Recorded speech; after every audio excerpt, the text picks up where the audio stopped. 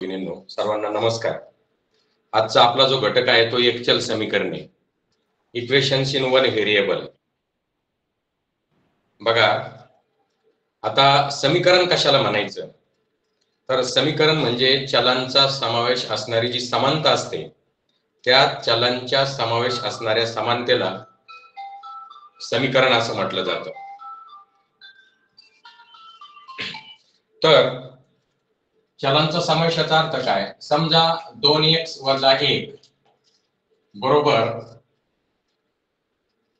7 असेल तर x ची आपण जी किंमत टाकू त्या किमतीनं जर समीकरणाच्या या डाव्या आणि उजव्या बाजूचं समाधान झालं तर आपण म्हणायचं की हे समीकरण आहे, याच्यामध्ये समानता आहे।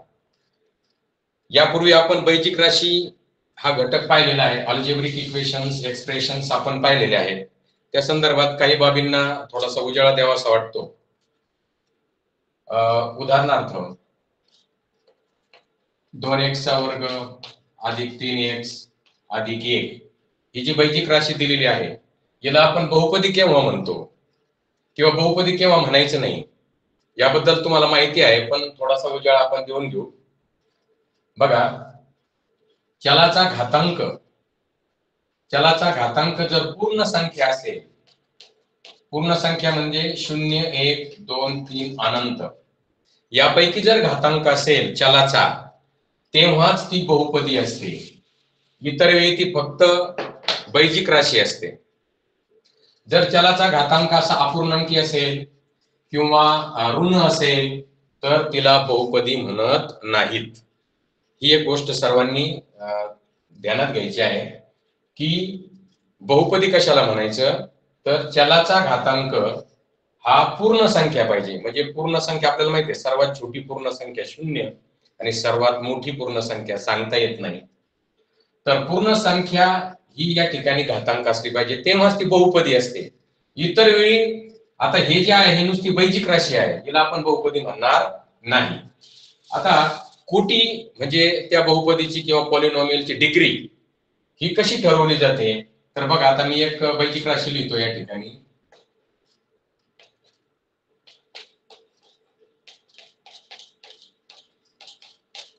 आता या ठिकाणी मी एक बहुपदी लिहिलेली आहे। मी याला बहुपदी का म्हणतो, किंवा कारण चलाचे घातांक जे आहेत ते पूर्ण संख्या आलेले आहेत आणि या चलांमध्ये सर्वात मोठा जो घातांक असतो ती त्या बहुपदीची कोटी असते, डिग्री असते। ही एक गोष्ट आपण आता ध्यानात ठेवायची आहे। त्यानंतर एकचल समीकरण याचा अर्थ काय? ज्या बैजिक राशीमध्ये, ज्या समीकरणामध्ये फक्त एका चलाचा समावेश आहे ते एकचल समीकरण। जर त्याच्यामध्ये अनेक चल असतील, x असेल, y असेल, तर त्याला एकचल समीकरण म्हणता येणार नाही। आता याला चल असं नाव का पडलं, व्हेरिएबल असं नाव का पडलं? कारण त्याची किंमत सातत्याने बदलत असते म्हणून त्याला व्हेरिएबल नाव पडलं। उदाहरणार्थ आता एक टर्म आपण घेऊ, एक पद आपण घेऊ 3x। यामध्ये x हे व्हेरिएबल आहे, चल आहे, आणि 3 हा त्याचा सहगुणक आहे। ह्या अशा काही बाबी आपण सर्वप्रथम ध्यानात घेऊया। त्यानंतर वर्ग बहुपदी, रेषीय बहुपदी, घन बहुपदी कशाला म्हणायचं, तर बघा आता 3x - 1 हे जे समीकरण घेतलं, ही जी बहुपदी घेतली, याची कोटी 1 आहे म्हणून याला रेषीय समीकरण असं म्हणायचं। याची कोटी किती आहे? 1, हे रेषीय समीकरण। पण असं जर मी घेतलं 3x चा वर्ग अधिक 2x अधिक 3 तर याची कोटी 2 आहे म्हणून याला वर्ग बहुपदी म्हणायचं, याला वर्ग बहुपदी असं म्हणायचं। जर उदाहरणार्थ आता बघा 4x चा घन अधिक 3x चा वर्ग अधिक 2x अधिक 1 अशी जर मी बहुपदी घेतली तर सर्वात मोठी कोटी जी आहे म्हणजे या चलाची ती 3 आहे, याला घन बहुपदी असं म्हटलं जातं। या काही बाबी आपल्याला लक्षात घ्यायच्या आहेत। आज आपण जे एकचल समीकरण हा घटक शिकणार आहोत, हा गणिताच्या अभ्यासातला एक सोपा घटक आहे, हक्काने मार्क्स मिळवून देणारा असा घटक आहे।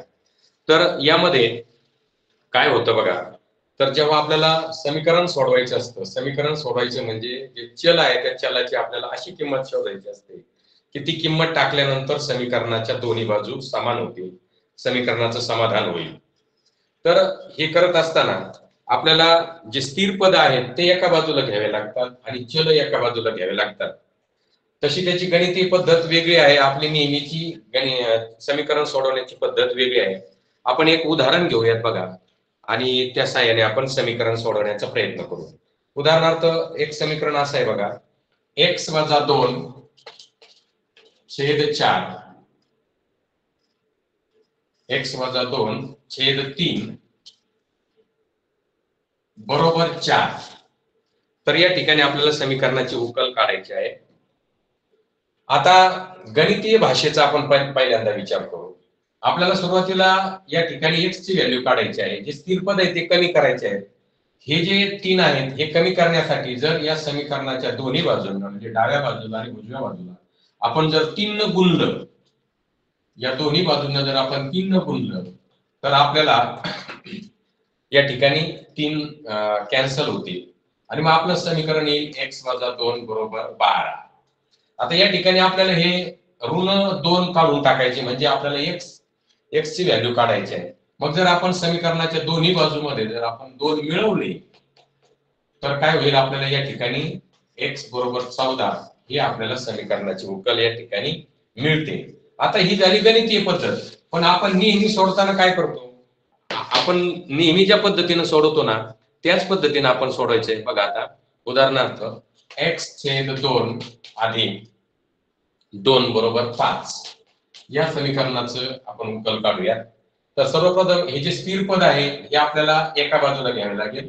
म्हणजे या ठिकाणी x छेद 2, आता या ठिकाणी हे बेरजेच्या रूपात आहे. जेव्हा ते समीकरणाची बाजू बदलील तेव्हा ते या ठिकाणी मायनस होईल. x छेद 2 बरोबर 5 वजा 2. मग या ठिकाणी x छेद 2 बरोबर 3 मिळतील. आणि आता हे जे 2 आहेत ते या चलाला भागिले आहेत, ते उजव्या बाजूने गेल्यानंतर ते गुणिले होतील. x बरोबर 3 गुणिले 2 म्हणून x बरोबर 6. अशा पद्धतीने आपल्याला ही समीकरणं सोडवायची असतात. आता स्कॉलरशिपच्या परीक्षेला एवढे सोपे उदाहरणं येणार नाही. याच्यामध्ये आपल्याला शाब्दिक उदाहरणं जास्त येणार आहेत. त्या शाब्दिक उदाहरणांचंच आज आपल्याला थोडीशी चर्चा करायची आहे. काही शाब्दिक उदाहरणे या ठिकाणी सोडून घ्यायची आहेत. तर आपण पहिले एक गणित घेऊयात बघा. एका संख्येच्या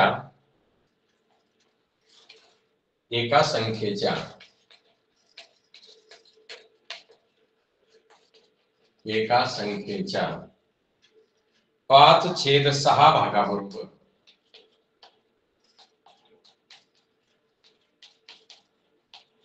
5/6 भागाबरोबर 125 आहेत. 125 आहेत. तर त्या संख्येच्या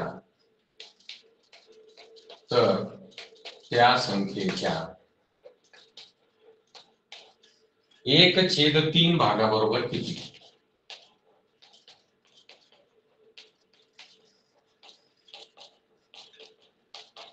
बघा असे हे गणित आहे. एक संख्या आहे, जी संख्या आपल्याला माहित नाही त्या संख्येसाठी आपल्याला चल घ्यायचं आहे. मग आपण ती जी एक संख्या आहे तिच्यासाठी x हे चल घेऊ. मग ती संख्या म्हणजे x मानू आपण. आणि मग त्या संख्येच्या 5/6 भाग, याचा अर्थ असा 5/6 गुणिले x, या संख्येचा 5/6 भागा म्हणजे 125. या ठिकाणी असं होईल 5x बरोबर 125 हे 6 भागिले ते इकडे गुणिले होतील गुणिले 6 म्हणजे x बरोबर 125 गुणिले 6 भागिले 5. 5 1 5, 5 दुने 10, 5 5 25 म्हणजे x बरोबर 150 आलेला आहे. x ही 150 संख्या आहे.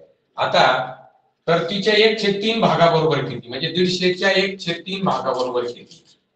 या ठिकाणी 3 1 3, 3 5 15, 3 0 0 म्हणजे आपलं उत्तर येतं या ठिकाणी 50. म्हणजे थोडस जी संख्या दिली नाही त्याबद्दल चलाचा वापर करून, म्हणजे समीकरण हा घटक असा आहे की कुठलीही गणित, अवघडातली अवघड गणित आपल्याला या चलांच्या साहाय्याने सोडवता येतात. त्या किमतीला x मानून y मानून आपल्याला त्याची किंमत काढता येत असते. अतिशय सोपा असा हा घटक आहे आणि शक्यतो या घटकावरचे गणित आपले चुकू नये.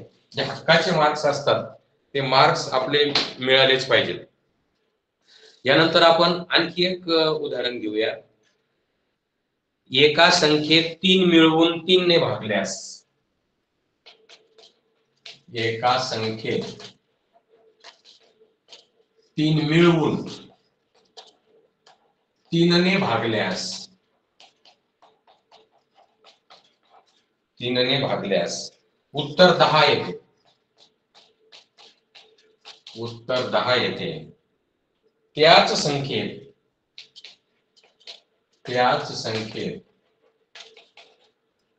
8 मिळवून 7 ने भागल्यास, 8 मिळवून 7 ने भागल्यास,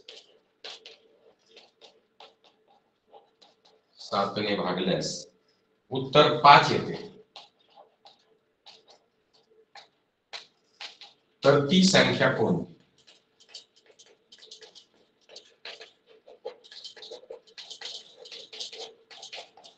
बघा आता या ठिकाणी एक संख्या आपल्याला माहिती नाहीये म्हणून ती आपण x मानू. या ठिकाणी बघा ती संख्या x आहे आणि तिच्यामध्ये 3 मिळवले प्लस 3 आणि त्यांना 3 ने भागलं तर उत्तर येतंय 10. आता हे समीकरण आपल्याला सोडवायचंय आपल्या नेहमीच्या पद्धतीने. बघा या डाव्या बाजूला 3 या चलाच्या ज्या पदाला आहे त्याने भागलेला आहे तो जेव्हा उजवीकडे जाईल तेव्हा गुणिले होईल. x अधिक 3 बरोबर 10 त्रिक 30 म्हणजे x बरोबर 3. आता इथे बेरजेत आहे इकडे वजा होईल 30 वजा 3 27 म्हणजे x ची व्हॅल्यू या ठिकाणी 27 येते. आणि पुढचा जो गणिताचा भाग आहे त्या गणिताचे समाधान याने होते का आपल्याला बघावं लागेल. यामध्ये त्या संख्येत 8 मिळवले म्हणजे 27 अधिक 8 आणि 7 न भागलं तर उत्तर 5 येतं का आपल्याला बघायचंय. 27 आणि 8 35 भागिले 7 म्हणजे उत्तर आपलं येतंय. याचा अर्थ x बरोबर 27 हे आपलं उत्तर या ठिकाणी बरोबर आहे.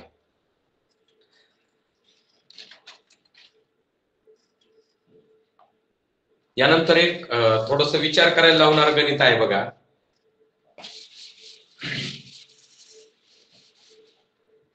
x वर्षापूर्वी नंदा व कांता, x वर्षांपूर्वी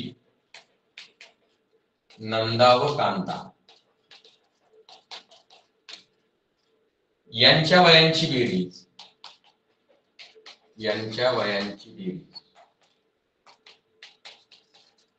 25 वर्षे होती. 25 वर्षे होती. तर आणखी y वर्षानंतर, तर आणखी y वर्षांनंतर त्यांच्या वयांची बेरीज किती वर्षे होईल. त्यांच्या वयांची बेरीज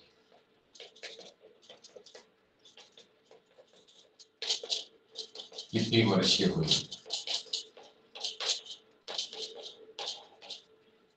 बघा या गणिताकडे वळण्यापूर्वी जर आपण असा विचार केला की नंदा व कांता यांच्या वयांची 5 वर्षापूर्वी यांच्या वयांची बेरीज 25 वर्ष होती. 5 वर्षापूर्वी 25 वर्ष होती. तर आजचं वय दोघींचं त्याच्यामध्ये मिळवलं, दोघींचे 5-5 म्हणजे 10 वर्ष वाढले. 5 अधिक 5 आणि y वर्षानंतर समजा y वर्ष 7 वर्ष धरू म्हणजे y अधिक y म्हणजे समजा 7 अधिक 7 म्हणजे 14 वाढते. या ठिकाणी आपल्याला काय करावं लागेल. 25 वर्षापूर्वीचं वय x आहे आणि आजचं वय जे आहे दोघींचं ते 2x याच्यामध्ये मिळवावे लागतील आणि अजून y वर्षानंतर दोघींचं वय 2y होईल ते याच्यामध्ये मिळवावं लागेल.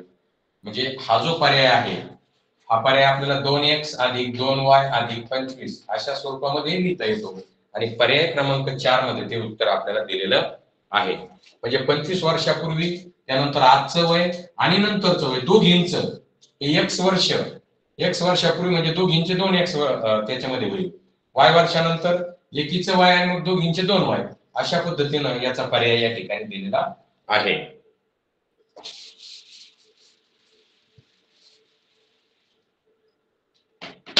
बघा पुढचं गणित असं आहे 7/8 भागिले 21/40 बरोबर 17.5 छेद x.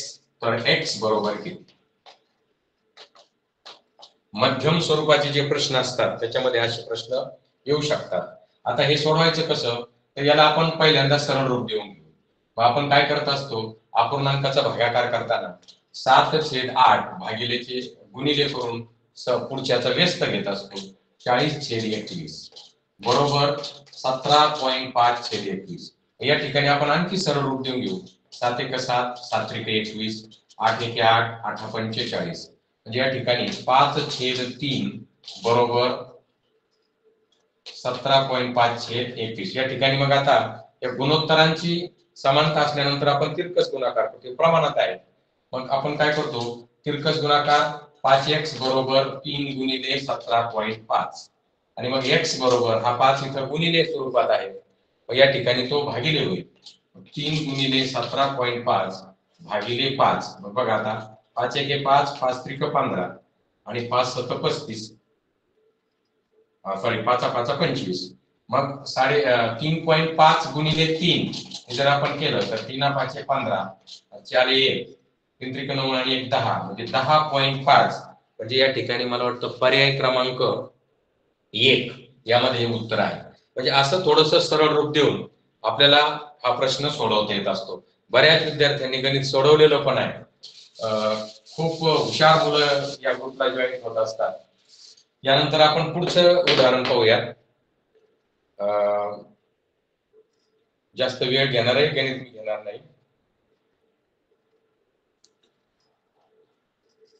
एका संख्येची 9 पट व 5 पट यातील फरक.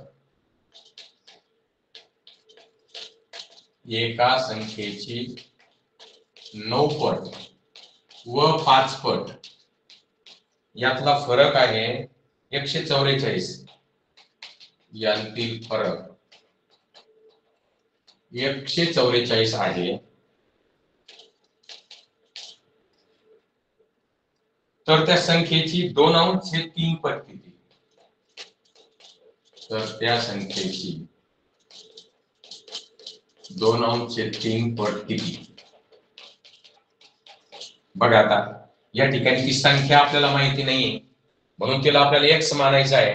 मग ती संख्या आपण x मानली, मग तिची 9 पट होईल 9x आणि तिची 5 पट होईल 5x आणि या दोन 9x आणि 5x मधला फरक आहे 144. मग या ठिकाणी 9x वजा 5x 4x बरोबर 144. x बरोबर 144 भागिले 4. 4 × 4 4 × 12 4 × 6 = 24. म्हणजे x ची व्हॅल्यू आलेली आहे 36. ती x बरोबर 36 आहे आणि तिची आपल्याला 2/3 पट काढायची आहे. म्हणजे 36 गुणिले 2/3. या ठिकाणी बघा 3 × 1 = 3 3 × 1 = 3 3 × 2 = 7. म्हणजे त्याची 2/3 पट येते 24. 12 × 24. म्हणजे या ठिकाणी पर्याय क्रमांक 3 मध्ये त्याचं उत्तर आहे. आता यावर आणखी एक असं थोडंसं कठीण स्वरूपाचा प्रश्न आहे पहा, घेऊयात आपण तो. रामरावांनी एक शिलाई मशीन. रामरावांनी एक शिलाई मशीन हप्त्यावर खरेदी केले. हप्त्यावर खरेदी केले. प्रथम त्यांनी रोख 1000 दिले. प्रथम त्यांनी 1000 दिले. उरलेले 6000 5 हप्त्यांमध्ये दिले. 6000 रुपये 5 हप्त्यांमध्ये दिले. 5 हप्त्यांमध्ये दिले. प्रत्येक हप्ता मागील हप्त्यापेक्षा 50 ने कमी होता. प्रत्येक हप्ता मागील हप्त्यापेक्षा 50 50 ने कमी होता, तर पहिला हप्ता किती रुपये होता? आता बघा, या ठिकाणी रामरावांनी शिलाई मशीन खरेदी केले, 7,000 रुपयाला खरेदी केलं, 1,000 रुपये रोख देऊन टाकले आणि 6,000चे पुन्हा 5 हप्ते केले. पहिला जो हप्ता आहे, येणारा हप्ता 50 ने कमी असायचा, पुढचा आणखी 50 ने कमी. तर आपण जर पहिला हप्ता X रुपये मानला, पहिला हप्ता X रुपये मानला, पहिला हप्ता आपण X रुपये मानला, तर त्याचा पुढचा दुसरा हप्ता होईल 50 ने कमी, म्हणजे X वजा 50. तिसरा हप्ता आणखी यापेक्षा परत 50 ने कमी, X वजा 50 वजा 50 म्हणजे X वजा 100 म्हणूया त्याला. चौथा हप्ता होईल, या पद्धतीने करत गेलो तो X वजा 150 आणि पाचवा हप्ता होईल X वजा 200 आणि अशी या सर्वांची एकूण ही 6,000 होते. या सर्वांची एकूण किती होते? 6,000. आपण उभीच बेरीज करूया त्याची. 1 2 3 4 5 5x, त्यानंतर ऋण 50 ऋण 100 ऋण 150 ऋण 200, ही बेरीज होईल 150 150 300 ऋण 500 होईल आणि बरोबर 5x वजा 500 बरोबर 6,000 रुपये. मग बघा आता 5x बरोबर हे 500 या ठिकाणी वजा आहे, उजव्या बाजूला जाऊन अधिक होती, म्हणजे या ठिकाणी 6,500 म्हणजे x बरोबर 6,500 भागिले 5. मग बघा 5 एके 5 5 एके 5 5 त्रिके 15 5 शून्य 0 0 म्हणजे या ठिकाणी x बरोबर 1,300 रुपये आले. म्हणजे पहिला हप्ता 1,300 रुपये, त्याच्या पुढचा 50 ने कमी, त्याच्या पुढचा आणखी 50 ने कमी. अशा पद्धतीने हे उदाहरण आपल्याला सोडवता येत असतं. या ठिकाणी जर हप्ता 50 ने वाढून असता तर या ठिकाणी आपल्याला प्लस करत राहावं लागलं असतं. याच पद्धतीने हे अशा प्रकारचं उदाहरण परीक्षेला येऊ शकतं. बघा आणखी एक समीकरण आहे,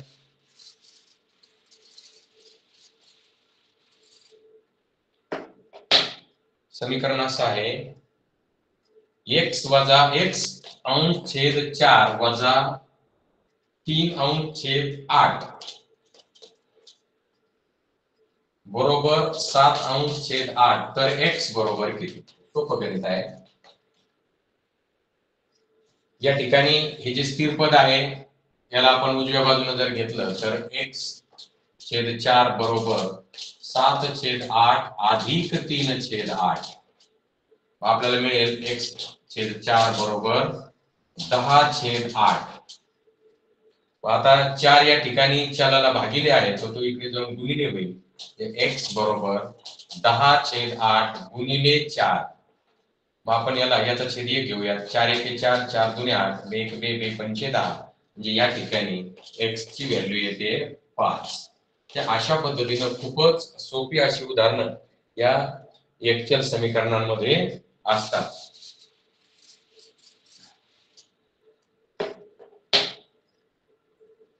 बघा पुढचं एक गणित घेऊयात आपण. 20 अंश छेद 27 20 अंश छेद 27 बरोबर x गुणिले 28 छेद 189. तर x बरोबर किती? तर x बरोबर किती? बघा आता चल जे आहे ते उजव्या बाजूला आहे. सुरुवातीला चलाच्या बाजूकडचं हे 189 ने जे भागले ते आपण डाव्या बाजूला गुणिले करू. या ठिकाणी होईल 20 छेद 27 गुणिले 189. वाटलं त्याला छेद 1 मांडून घेऊया आपण. या ठिकाणी राहिले x गुणिले 28. बघा मग या ठिकाणी याला थोडंसं आपण सरळ रूप देऊया. 9 ने भाग जातो, 9 त्रिक 27 9 दुने 18 9 एके 9 3 एके 3 3 7 21 म्हणजे या ठिकाणी 20 गुणिले 7 बरोबर x गुणिले 28. पुन्हा 28 या ठिकाणी आपल्याला भागिले करायचे, म्हणजे x ची व्हॅल्यू मिळेल 20 गुणिले 7 भागिले 28. या ठिकाणी 4 आणि 1 दोघांनाही भाग जातो. 4 7 28, 4 पंचे 20, 7 एके 7, 7 एके 7. म्हणजे या ठिकाणी x ची व्हॅल्यू आपल्याला 5 मिळते बघा. अशा पद्धतीने खरं तर एकचल समीकरण हा घटक खूपच सोपा आहे. यावर थोडंसं शाब्दिक उदाहरण आपण बघूयात. पुढचं गणित असं आहे, कोणत्या संख्येच्या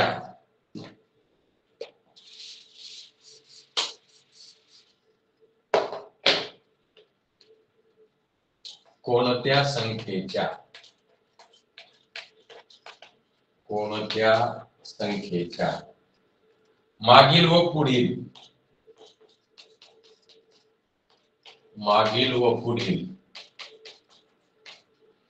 संख्यांचा गुणाकार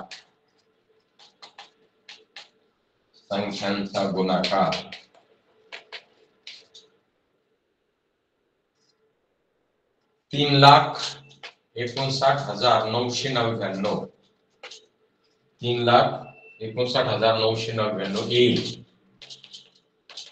बघा, कोणती संख्या आपल्याला माहिती नाही, मग त्याऐवजी आपल्याला x मानायचे, ती संख्या x मानायची. मग तिच्या मागील संख्या कोणती होईल? x वजा 1. आणि तिच्या पुढील संख्या कोणती होईल? x अधिक 1. मग या दोन संख्यांचा गुणाकार आपल्याला करायचा आहे. आपल्याला माहिती आहे, नित्य समानतेमध्ये विस्तार सूत्रांमध्ये आपण पाहिलं, दोन पदांची वजाबाकी आणि दोन पदांची बेरीज असेल तर त्याचा फॉर्म्युला आपल्याला माहित आहे. x वर्ग वजा a वर्ग वजा b वर्ग. या ठिकाणी x वर्ग वजा 1, 1 चा वर्ग 1, आणि यांचा जो गुणाकार आहे तो येतोय 3,59,999. मग या ठिकाणी हा जो 1 आहे तो जर आपण उजव्या बाजूला आणला तर x वर्ग बरोबर आपल्याला या ठिकाणी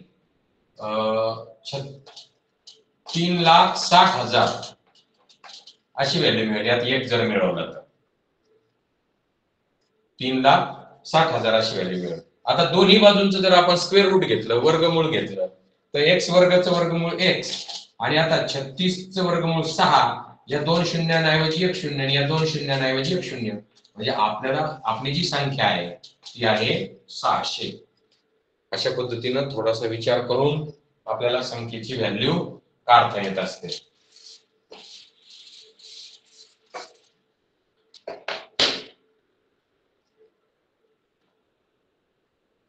आणखी एक गणित आहे बघा. या ठिकाणी 40 किलोमीटर वेगाचं जे आहे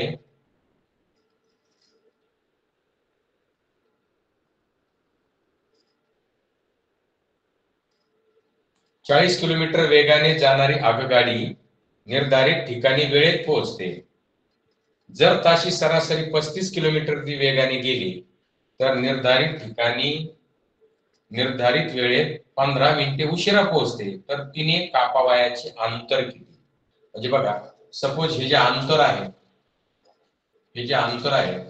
हे अंतर जर 40 किलोमीटर पर आवर ने जर गेली तर जो वेळ लागतो त्याऐवजी जर ती 35 किलोमीटर वेगाने गेली, किलोमीटर पर आवर ने गेली, तर 15 मिनिटे वेळ जास्त लागतो एवढंच अंतर पार करायला.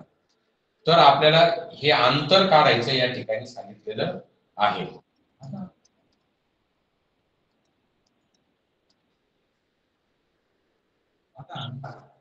या ठिकाणी आपल्याला एक सूत्र माहिती पाहिजे, अंतर बरोबर वेग गुणिले वेळ.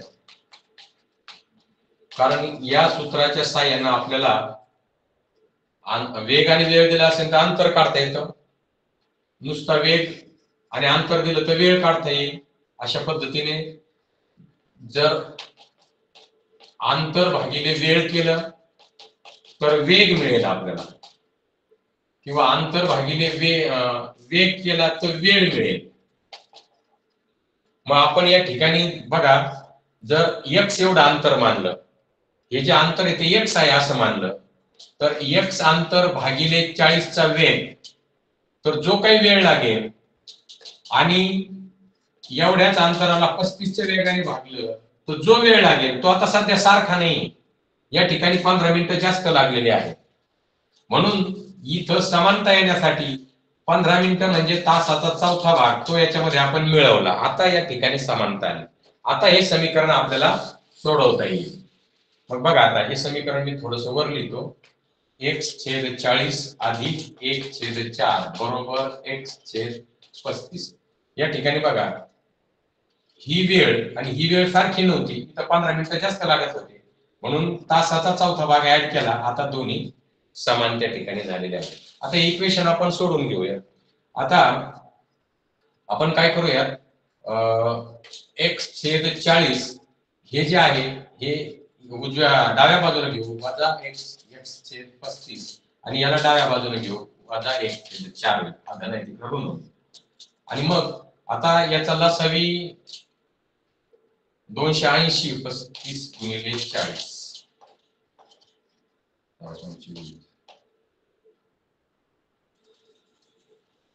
याचा लसावी काढूयात आपण त्याचा लसावी घेऊ. 40 35 म्हणजे आपला गुणाकार फार मोठा होणार नाही. 45 5 35 8 1 8 7 कसे 40 गुणिले 7 280 लसावी आपल्याला त्याचा घ्यावा लागेल. 280 घ्यावा लागेल. मग 40 याला 7 ने गुणावं लागेल. 7x वजा 35 ला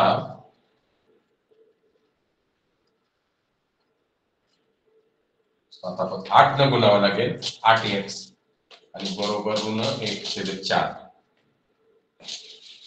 बघा या ठिकाणी जर वजाबाकी केली आपण तर ती ऋण 1/40 बरोबर ऋण 1/4 अशी येते.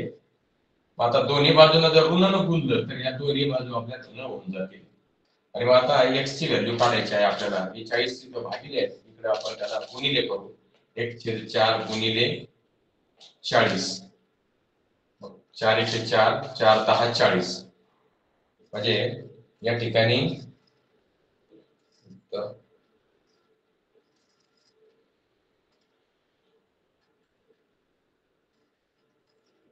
10 असं उत्तर येते बघा.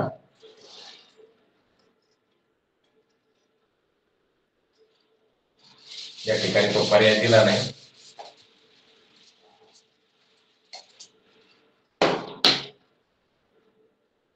ठीक आहे, त्याला राहू देऊ, आपण पुढचं घेऊया. एका शाळेतील इयत्ता 8वीच्या वर्गाच्या बी तुकडीतील मुलींची संख्या मुलग्यांच्या संख्येच्या तिप्पटीपेक्षा 20 ने कमी आहे. त्या तुकडीतील मुलांची एकूण संख्या 68 असेल तर मुलींची संख्या किती? 8वीच्या बी तुकडीतील मुलींची संख्या मुलांच्या संख्येच्या तिप्पटीपेक्षा 20 ने कमी आहे. मुलींची संख्या दिलेली आहे परंतु मुलांची संख्या या ठिकाणी दिलेली नाही. पण मुलांची संख्या आपण x म्हणू. मुलांची संख्या x म्हणू आणि मग मुलींची संख्या किती होईल?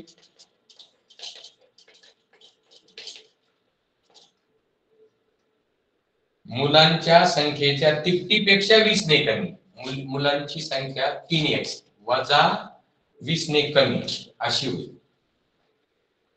या ठिकाणी ते म्हणतायत की मुलांची संख्या 68 असेल तर मुलींची संख्या किती? पण या ठिकाणी मुलांची संख्या जर आपण 68 टाकली म्हणजे 3 कंसात 68 वजा 20 3 8 24 4 2 3 6 18 2 20 204 वजा 20 म्हणजे या ठिकाणी आपल्याला 204 वजा 20 जर आपण केलं तर आपल्याला 184 ही संख्या आपल्याला या ठिकाणी मुलींची मिळते पहा.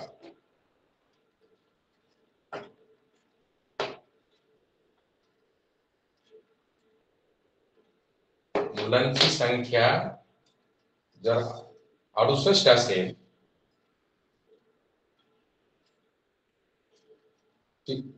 मुलग्यांच्या संख्येच्या तिप्पटीपेक्षा 20 ने कमी. मुलांच्या संख्येची तिप्पट 204 वजा 20 जिथे 184 उत्तर या ठिकाणी येते.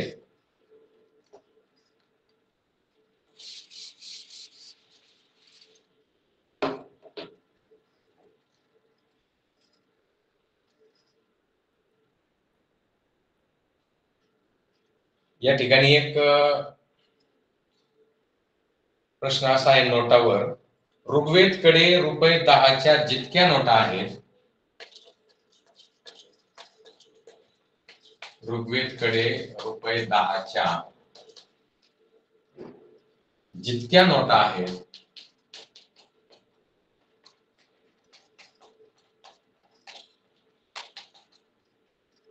दहाच्या जितक्या नोटा आहेत त्याच्या तिप्पट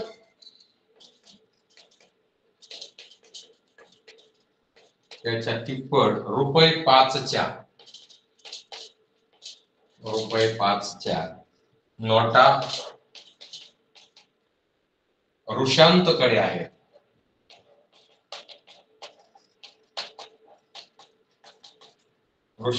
आहेत.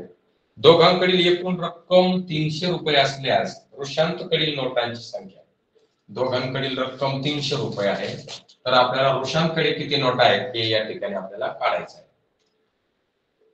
आता प्रश्न असा आहे, ऋग्वेदकडे ₹10च्या जितक्या नोटा आहेत त्याच्या तिप्पट ₹5च्या नोटा ऋषांकडे, ऋषांकडच्या नोटांची संख्या दिलेली आहे. ऋग्वेदकडे किती नोटा आहेत हे सांगितलेलं नाही, तर ऋग्वेदकडच्या नोटा आपण X मानू. ऋग्वेदकडच्या नोटा आपण X मानू. ऋग्वेद कडील नोटा X आहे. मग ऋषांकडे किती होतील यानुसार, ऋषांकडील नोटा होतील त्याच्या तिप्पट, म्हणजे त्याच्या तिप्पट नोटा आहेत कोणाकडं, ऋषांकडे. पण आता बघा, ऋग्वेदकडे ह्या ज्या X नोटा आहेत त्या 10च्या आहेत आणि ऋषांकडे ह्या ज्या नोटा आहेत त्या 5च्या आहेत. मग ऋग्वेदकडे एकूण 10X रुपये आहेत आणि ऋषांकडे 15X एवढे रुपये आहेत आणि दोघांचे मिळून 10X अधिक 15X असे दोघांकडे मिळून ₹300 आहेत. मग आपल्याला या ठिकाणी ऋषांकडील ऋग्वेदकडील नोटांची संख्या या ठिकाणी मिळेल. मग या ठिकाणी बघा 25X बरोबर 300, X बरोबर 300 भागिले 25. या ठिकाणी 25 एके 25, 25 एके 25, 25 दुनी 50, म्हणजे X नोट आहे ऋग्वेदकडे 12 नोट आहेत. ऋग्वेदकडे 12 नोट आहेत आणि त्याच्या तिप्पट म्हणजे 12 त्रिक 36 नोटा या ऋषांतकडे आहे. 36 नोटा, 12 त्रिक 36 नोटा. अशा पद्धतीनं समीकरणाचा वापर करून आपल्याला अशी उदाहरणं सोडवता येतात.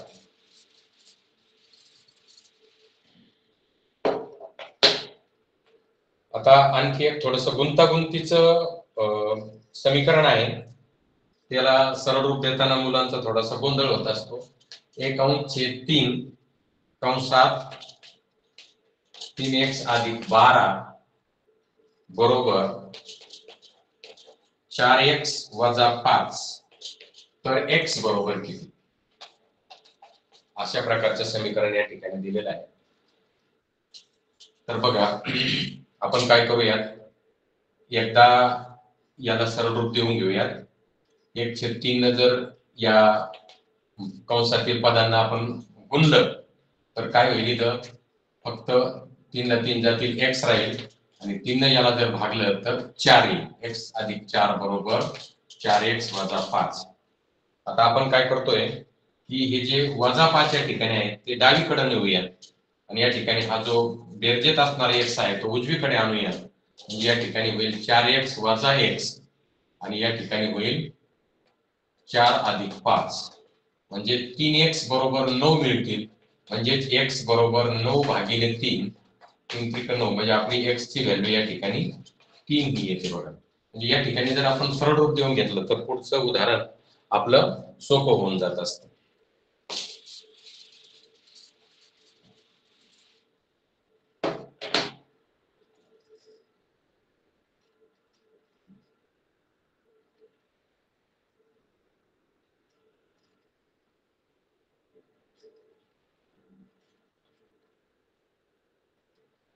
या ठिकाणी आणखी एक उदाहरण आहे, 2 क्रमागत ऋण संख्यांची बेरीज.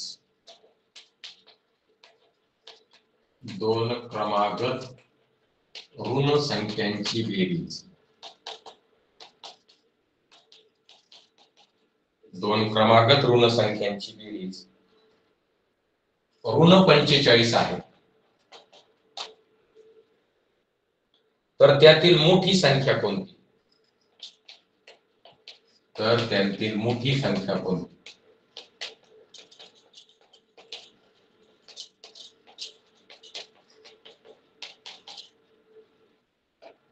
बघा, दोन क्रमागत संख्या आहे. पहिली संख्या जर आपण x मानली, तर तिच्या पुढची होईल x अधिक 1. पहिली जर आपण x मानली तर त्याच्या पुढची होईल x अधिक 1, आणि या दोघींची बेरीज ही आहे -45. हे जर आपण समीकरण सोडवलं तर 2x अधिक 1 बरोबर ऋण 45. हे +1 जर आपण उजवीकडे नेले तर ते मायनस होतील, म्हणजे 2x बरोबर -45 - 1 म्हणजे 2x बरोबर -46 होतील. आता या ठिकाणी दोन गुणिले स्वरूपात आहेत, उजवीकडे ते भागिले होतील, म्हणजे -46/2. बे एके बे, बे दुनी 4, बे त्रिक 6. म्हणजे पहिली जी संख्या आहे ती आहे ऋण 23, आणि त्याच्या पुढची संख्या जर 1 मिळवली तर अधिक 1 जर मिळवला तर ती होईल ऋण 22.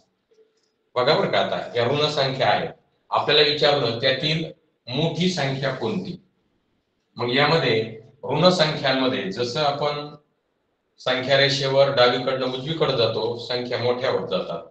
मग ही जी आहे संख्या रेषेवर ऋण 22च्या डावीकडे आहे, ती लहान आहे, तिच्यापेक्षा ऋण 22 ही संख्या मोठी आहे. आपलं उत्तर येईल ऋण 22. हे आपलं उत्तर या ठिकाणी येईल.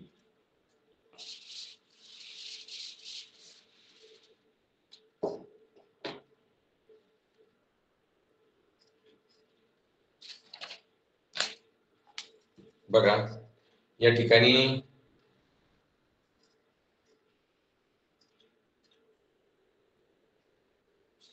थोडंसं मोठं गणित घेऊयात आपण.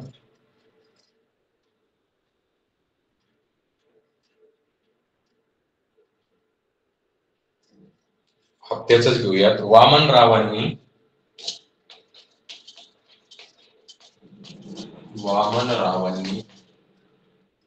रुपये 2250 चे कर्ज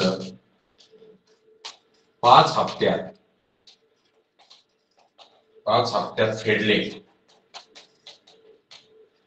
पहिला हप्ता मागील हप्त्यापेक्षा 50 ने अधिक होता, तर पहिला हप्ता किती रुपयांचा होता? आता बघा, हे जे 2250 रुपयाचं कर्ज वामनरावांनी घेतलंय, हे 5 हप्ते करून फेडले, त्याचे इन्स्टॉलमेंट केले. पहिला हप्ता जर आपण 1 रुपयाचा मानला आणि पुढचा प्रत्येक हप्ता 50 ने वाढीव आहे, म्हणजे पुढचा जो हप्ता होईल दुसरा तो 1 अधिक 50, तिसरा हप्ता होईल 1 अधिक 100, चौथा हप्ता होईल 1 अधिक 150, आणि पाचवा हप्ता होईल 1 अधिक 200.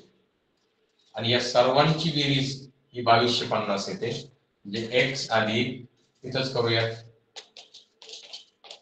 बरोबर 2250. 1 2 3 4 5x, 5x अधिक 50 100 150 150 150 300 300 200 500 बरोबर 2250. या ठिकाणी 5x बरोबर 2250 वजा 500. या ठिकाणी 5x बरोबर 1750 वजाबाकी येईल, म्हणजे x बरोबर 1750 भागिले 5. 5 एके 5, 5 त्रिके 15, इथं उरला 1, 5 त्रिके 15, 5 शून्य 0, सॉरी 5 त्रिके 15, 5 5 25. म्हणजे पहिला जो हप्ता आहे तो 350 रुपयाचा आहे. या ठिकाणी अशा प्रकारचं हप्त्याचं उदाहरण येण्याची शक्यता स्कॉलरशिपला जास्त आहे. बाकीची उदाहरणं त्या मानाने थोडीशी सोपी आहेत.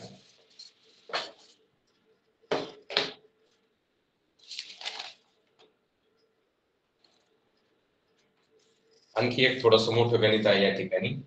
3 संख्यांची बेरीज 150 आहे. 3 संख्यांची बेरीज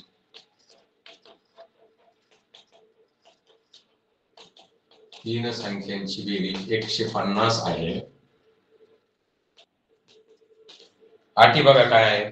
पहिली संख्या दुसरीच्या 2/3 पट आहे.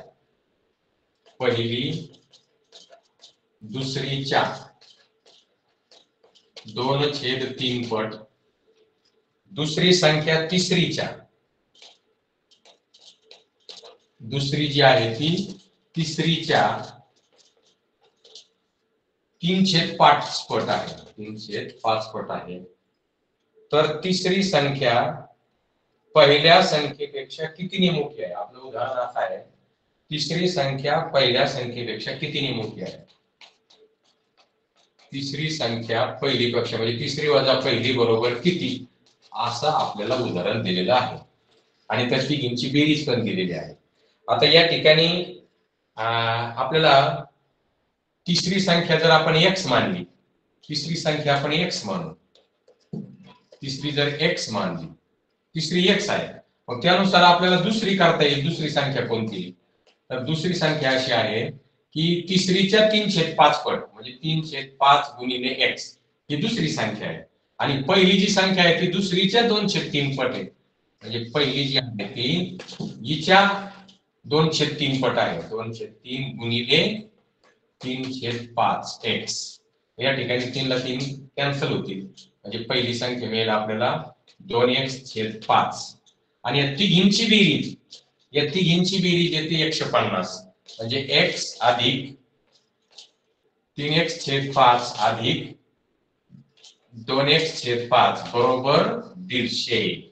आता ही बेरीज करायची कशी, तर बघा आता याचा सहगुणक 1 आहे, या दोघांचा छेद समानच आहे, फक्त याचा छेद आपल्याला 5 करून घ्यायचा आहे.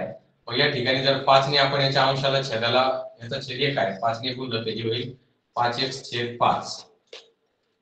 आपला छेद समान आला. आपली सर्वांची बेरीज येईल 10x. 10x/5 बरोबर 150. 10x बरोबर हे 5 इकडे जर आपण भागिलेचे गुणिले केले तर 150 गुणिले 5 म्हणजे 750 होईल ते. आणि मग या ठिकाणी x मिळेल आपल्याला, इकडे जर भागलं तर 75. म्हणजे तिसरी जी संख्या आहे ती तिसरी संख्या 75 येते. बघा ही तिसरी संख्या 75, आपल्याला ही तिसरी 75 मिळाली.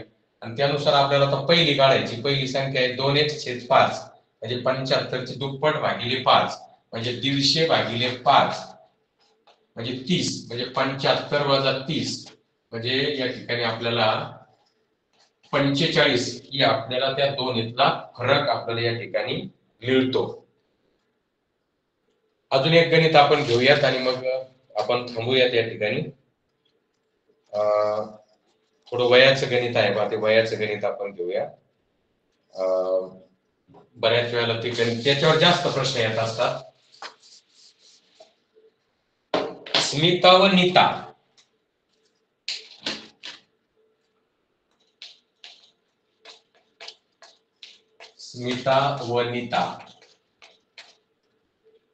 यांच्या वयांचे गुणोत्तर,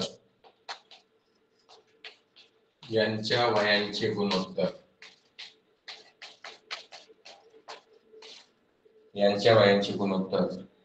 3/4 असून दोघींच्या वयांची बेरीज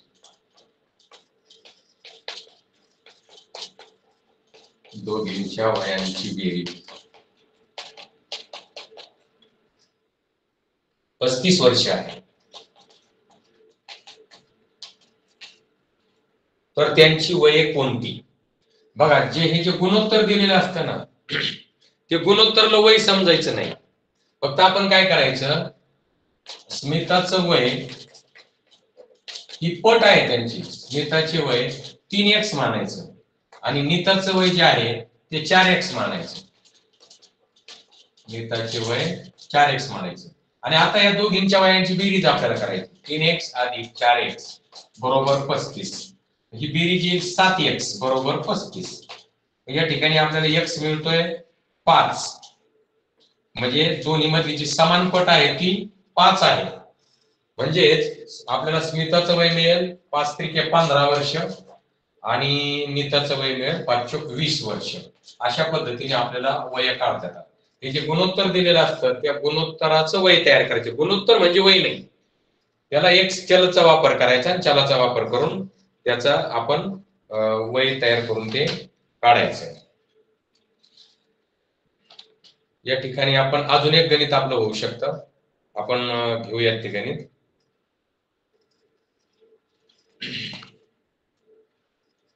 सोपं घेऊयात वाटल्यास.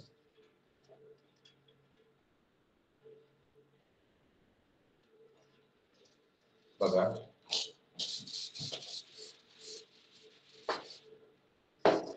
महेश जवळची रक्कम रमेश जवळच्या, म्हणजे महेशची जी रक्कम आहे रुपये, महेशची रक्कम ही रमेशच्या रकमेच्या 3/4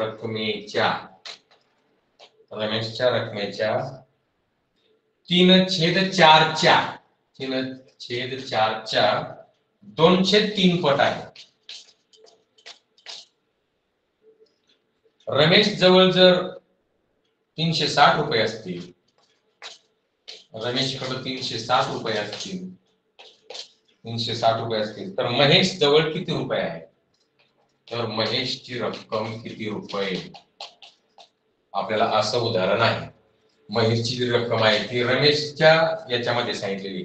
आपल्याला रमेशची रक्कम माहिती 360, पण महेशची रक्कम किती आहे? ती रमेशच्या रकमेच्या 3/4 आणि याच्या पुन्हा 2/3 पट आहे.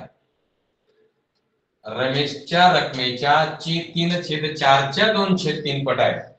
हे जे समीकरण आपण सोडवलेलं सर्व दिलं का महेशची रक्कम आपल्याला या ठिकाणी मिळेल. मग या ठिकाणी बघा 3 ने भाग जातोय किंवा 4 ने जातो. 4 नवे 36, पुन्हा 3 एके 3, 3 त्रिक 9, 3 शून्य 0, म्हणजे या ठिकाणी 30 त्रिक 90 आणि 90 दुनी 180 रुपये आपल्याला रमेशकडे आहेत. हे आपल्याला या ठिकाणी उत्तर मिळते. या ठिकाणी हे जे एकचल समीकरण आहे हे तर माझ्या आवडीचा घटक आहे आणि आज मला मॅडमनी संधी दिली एकचल समीकरण माझी तयारी, त्याच्यावर त्या तयारीचाही काही त्याला भाग पडला नाही. आज या ठिकाणी हा माझा शेवटचा लेक्चर होता. आपण सर्वांनी तो ऐकून घेतला. आपल्या सर्वांना मी 18 तारखेच्या शिष्यवृत्ती परीक्षेसाठी खूप खूप शुभेच्छा देतो. खूप चांगला स्कोर करा आणि आपल्या जिल्ह्याचं नाव मोठं करा. यानंतर आपण सर्वजण लेफ्ट होऊया.